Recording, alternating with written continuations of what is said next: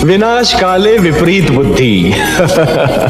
जब मन में अहंकार जन्म लेता है महादेवी, तो सर्वप्रथम मन की कोमल भावनाओं को समाप्त कर देता है, और जब मन की कोमल भावनाओं का अंत होता है तो वो पतन का पहला संकेत होता है। जिस प्रकार पत्थर की चट्टान पर पुष्प नहीं खिल सकते, उसी प्रकार कठोर हृदय में सुंदर भावनाएं नहीं रह सकती महादेवी।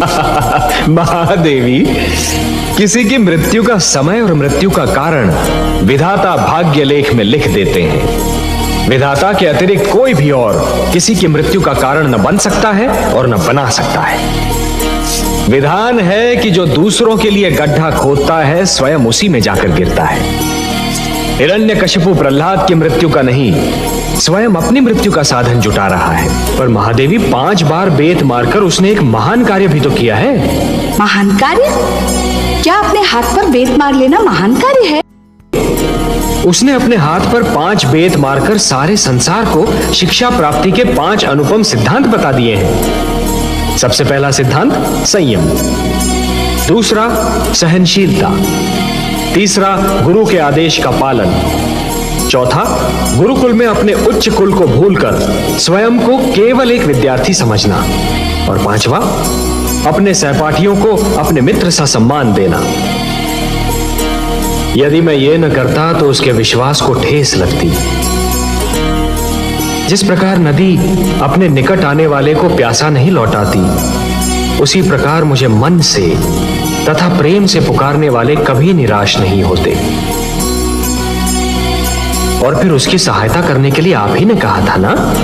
आप तो जानती हैं महादेवी कि जिस प्रकार बिच्छू की प्रवृत्ति होती है डंक मारना, उसी प्रकार एक दुष्ट दुष्टता के बिना नहीं रह सकता।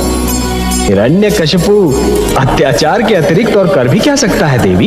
और आप कह रहे थे कि आपने मेरे पुत्र के प्राणों की रक्षा की है, उसे पर्वत से नीचे गिरने से बचा लिया है। यह भी तो संभव है देवी कि अब प्रहलाद की कथा और भी रोचक हो जाए। कथा तो अब इस मोड़ पे है कि दुखियारी कयाधु का दुख बढ़ता ही जा रहा है। मेरा पुत्र सकुशल तो है? अभी तक तो है माते, पर कल क्या होगा ये कोई नहीं कह सकता। क्यों? अब दुष्ट हिरण्यकशिपु कौन सा षड्यंत्र रच रहा है मेरे पुत्र के विरुद्ध? माते, हिरण्यकशिपु अब स्वरभानु के परामर्श पर चल रहा है। और क्या परामर्श दिया है उस दुष्ट ने? सत्य कहा आपने माते, दुष्टों के परामर्श भी दुष्ट होते हैं। स्वरभानु ने परामर्श दिया है कि प्रहलाद के भोजन में विष मिला दिया जाए। जैसे ही प्रहलाद भोजन करेगा, विष के दुष्प्रभाव से वह दम तोड़ देगा। नहीं, ये असंभव है, ऐसा नहीं हो सकता। मैं उसे ऐसा कदापि नहीं करने दूंगी।